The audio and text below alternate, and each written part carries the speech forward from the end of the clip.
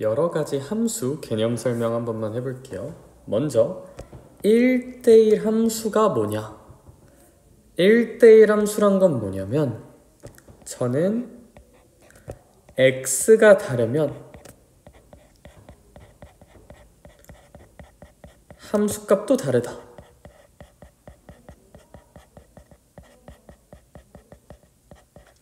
반드시 다른 함수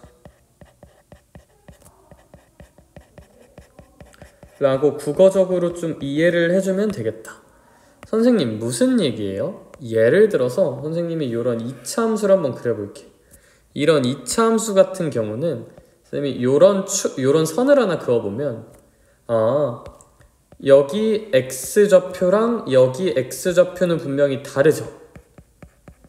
두 x좌표는 분명히 달라.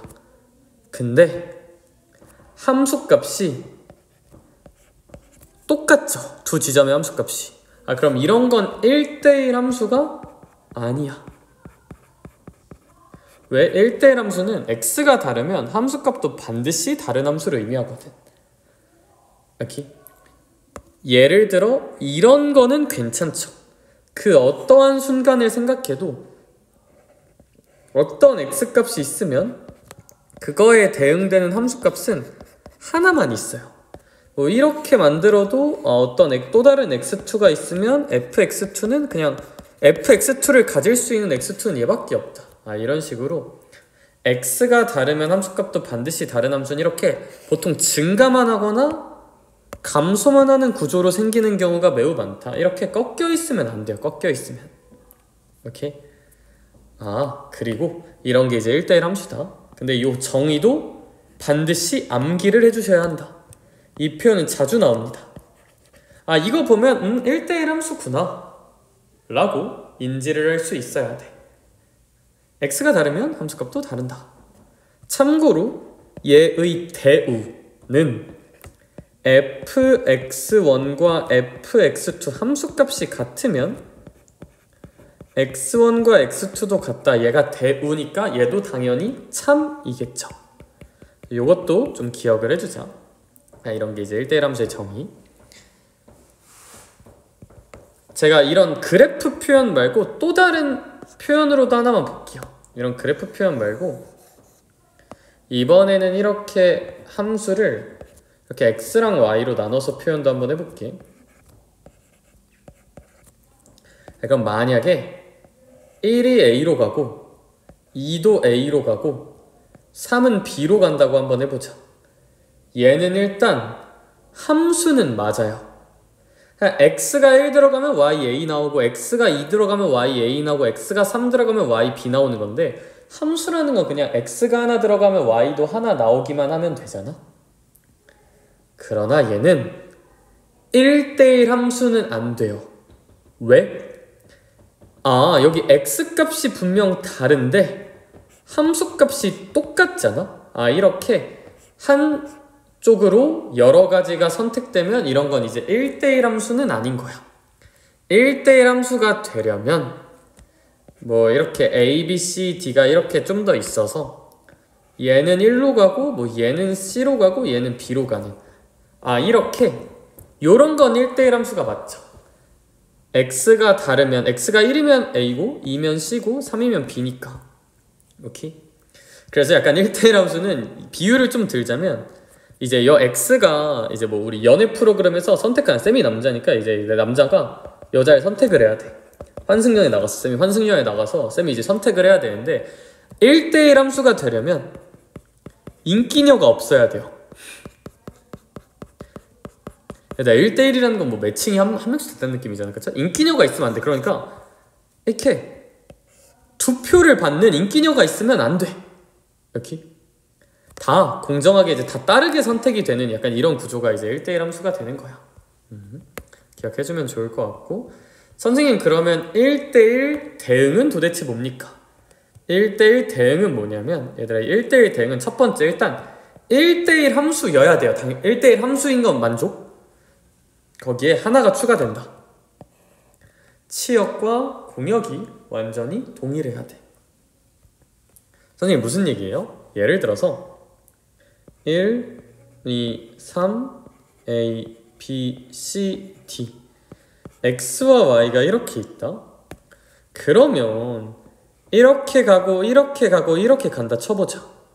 얘들아, 그럼 이건 1대1 함수는 맞아요. 인기이 없으니까. 근데 우리 1대1 대응인지를 보려면 치역, 실제 함수값이 생기는 곳과 공역이 같아야 되는 건데, 얘들아 잘 생각해봐. 요 상황에서 공역은 A, B, C, D죠. 근데 실제 함수값이 되는 치역은 A, B, C만 치역이란 말이야. 아, 이러면 공역이랑 치역이 다르죠. 이러면 1대1 대응일 수가 없어요. 오케이? 아, 1대1 대응이 이런 건 이제 불가능하고, 약간 요런 느낌이면 1대1 대응이 되는 거야. 이렇게 되면 공역은 1, 2, 3인데 공역은 A, B, C인데 치역도 A, B, C니까 이제 이런 건 1대1 대응이 맞다라고 생각을 해주면 될 것 같아. 얘들아, 그럼 이제 여기서 또 얻을 수 있는 교훈이 하나 있고, 이거 외워주세요. 실전 개념으로 뭘 할 수가 있냐면, 얘들아 잘 생각해봐. 얘들아, 요 케이스에서 그러니까 1, 2, 3의 대응을 어떻게 맞춰도, 그러니까 얘가 요 케이스에서 1대1 대응이 가능할까? 절대 불가능해요. 왜냐하면 대응이 뭐 좀 바뀐다 치자, 뭐 이렇게 바뀐다 쳐도 결국 공역은 A, B, C, D인데 치역은 3개밖에 나올 수가 없단 말이지. 즉 선택을 못 받는 애가 생길 수밖에 없어요. 이런 구조면. 이런 일이 왜 생기냐?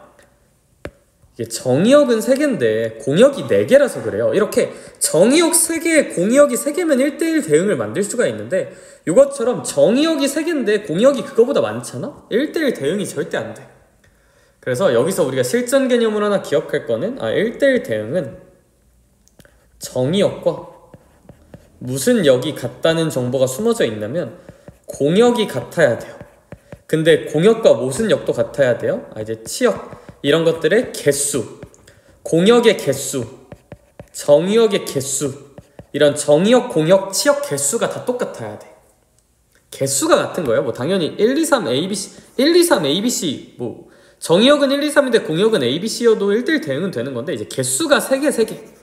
개수가 같아야 1대1 대응을 만들 수가 있다는 거 꼭 기억을 해줍시다. 그래서 범위를 생각해 보자면 1대1 함수가 좀 넓은 범위고요, 1대1 대응은 조금 그거보단 좁은 범위다. 이런 것도 좀 기억을 해주면 좋겠지. 오케이? 이게 이제 1대1 함수에 대한 이야기. 이것도 좀 기억을 해줍시다. 1대1 함수의 판별. 일단 1대1 함수의 판별 먼저. 얘들아, 1대1 함수를 판별할 때는 이렇게 가로선을 그었을 때 교점이 반드시 1개만 나와야 합니다. 그래야 1대1 함수야. 얘들아, 요런 그래프 같은 경우는 가로선을 그었을 때 교점이 몇 개 나와요? 2개가 나오는데, 이러면 x값이 분명히 다르죠. 근데 함수값이 같은 순간이 생기잖아? 이제 이러면 안 돼. 이러면 안 돼. 오케이? 따라서 이런 게 이제 가로선을 그어보는 게 1대1 함수의 판별법이고, 그럼 1대1 대응은 일단 얘들아 요런 거 한번 볼까? 요런 거 이제 가로선을 마구마구 그어도 교점은 계속 몇 개만 나와요? 1개만 나오니까 1대1 함수인 건 맞아. 근데 얘들아, 우리 치역과 공역까지 같아야 1대1 대응이잖아? 치역은 함수값이 찍히는 범위에 함수값. 얘들아, 그리고 공역은 문제에서 언급이 없으면 실수 전체로 간주합니다. 요건 수학적인 약속이니까 기억을 해주자. 공역, 공역 말고 정의역도 마찬가지야. 공역이랑 정의역은 문제에서 언급이 없으면 실수 전체로 그냥 간주합니다. 오케이? 얘도 뭐 공역에 대한 언급이 없으니까 공역이 실수 전체인 건데, 우리 실제 함수값은 얘들아 봐봐. 이렇게 생기면 여기 함수값 뭐 양 플러스 함수값은 y값이니까 y값 y좌표 요값 플러스 여기도 이제 플러스. 얘들아 함수값은 플러스밖에 안 찍히거든요. 즉 요 문제는 치역은 양수만이야. 근데 공역은 실수 전체야. 그럼 치역과 공역이 다르죠, 이 문제에서는. 따라서 얘는 1대1 대응은 아니다. 얘는 일단 1대1 함수도 맞는데, 일단 공역이 실수 전체인데 함수값도 y값도 이 어떤 점들의 y값도 음수부터 양수까지 다 찍히니까 이런 건 이제 1대1 대응이 맞다고 볼 수 있을 거야. 오케이? 오케이. 자, 항등함수 볼게요. 이제 다 쉬워요. 항등함수는 뭐냐면 입력값과 출력값이 완전히 동일한 함수다. 그런 걸 항등함수라고 부를 거야. 가장 대표적인 항등함수는 y는 x가 있어요. y는 x라는 함수는 이제 x가 1이면 y도 1이잖아. x가 2면 y도 2고, 따라서 항등함수의 정의를 완벽하게 만족한다. 뭐 연습 하나만 해볼까? 이제 x에서 x로 가는 어떤 함수가 있다 치자. 그럼 항등함수가 되려면 무조건 입력값이 1이면 출력값도 1, 입력값이 2면 출력값도 2, 입력값이 3이면 출력값도 3 이래야 되고, 뭐 이런 식이면 항등함수가 절대 안 돼. 입력값이 1이면 출력값이 2니까 이런 거 이제 항등함수가 아니다. 오케이? 그리고 관용적으로 이 항등함수를 i라고 표현하긴 합니다. 이 항등함수는 보통 i라고 표현을 해요. 그렇게 중요하진 않다. 상수함수는 뭐냐면 이게 이제 약간 직관적으로 이제 레전드 인기녀가 있는 거야. 레전드 인기녀 함수인데 레전드 인기녀가 있어서 한 명한테 함수값 하나에 몰빵되는 거.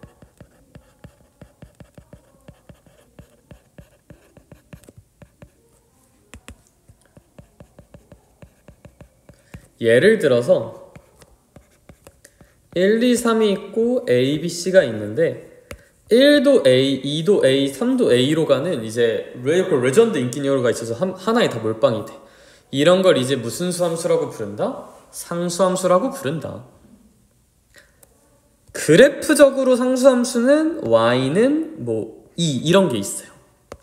이런 건 얘들아 한번 그려보면 여기 이제 x축, y축이 이렇게 있으면 y는 2는 이렇게 생기잖아? 그럼 x값이 어느 순간에 있어도 함수값 y값은 2고 여기 x값이 있어도 함수값은 2고 여기 x값이 있어도 함수값은 2고 여기 x값이 있어도 함수값은 2고 모든 x값에 대해서 함수값이 동일하죠. 이제 일반적인 표현으로는 이런 게 이제 상수함수의 대표고, 이렇게 xy 대응관계를 직접 써보면 뭐 이런 식으로 표현할 수가 있겠다. 이게 상수함수입니다. 네. 오케이. 여기 보충학습 우함수와 기함수에 대한 얘기도 살짝만 해볼게요. 이제 우함수라는 건 뭐냐면 y축 대칭인 함수를 의미합니다. y축 대칭인 함수가 무슨 뜻이냐면 예를 들어 이런 식으로 y축이 있어. y축의 다른 이름은 x는 0이죠. 이렇게 생긴 함수를 우함수라 불러.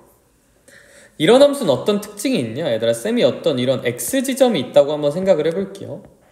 그럼 여기 함수값은 무슨 x가 될까? fx가 되겠지. 근데 얘들아, 대칭적인 지점을 한번 찍어보자. 대칭이니까 이 지점은 마이너스 x가 될 거고 여기 함수값은 f-x가 될 거야. 그런데 얘들아, 유심히 보면 요 fx랑 f-x가 어때야 될까? 같죠? 따라서 우함수의 중요한 성질은 fx와 f-x가 같다는 성질이 있어요. 따라서 우함수는 y축 대칭이고 x 대신에 마이너스 x를 넣어도 x 대신에 마이너스가 붙어도 함수값이 똑같은 걸 우함수라고 부를 거야. 오케이? 오케이. 기함수라는 건 뭐냐면 우리 기함수는 원점 대칭입니다. 기함수는 원점 대칭이에요. 그래프를 한번 그려보면 이런 식으로 원점에 대해 대칭으로 생긴다. 그럼 얘는 어떤 특징이 있느냐? 여기 쌤이 이제 x라는 지점을 잡고 거기 함수값 y값을 fx라고 해볼게. 그럼 대칭적인 지점, 이렇게 마이너스 x란 지점이 있고 이 지점을 f-x라고 한번 해보면 얘들아 요 값이랑 요 값이 당연히 같지는 않은데 대칭이니까 여긴 플러스고 여긴 마이너스겠죠. 따라서 부호만 다를 거야. 그래서 f-x 얘는 요 fx에다가 뭐를 붙인 거랑 똑같다? 이제 마이너스를 붙인 거랑 똑같다. 오케이? 외울 땐 어떻게 외우면 편하면 이 마이너스 그냥 엿다 붙여도 되잖아. 따라서 기함수 원점 대칭 함수는 x 대신에 마이너스 x를 넣으면 마이너스 하나가 밖으로 뿅 하고 빠져나온다고 기억해주면 좋을 것 같아. 이거 나중에 미적분 가서 좀 배울 거라 알아두면 좀 좋을 것 같아요.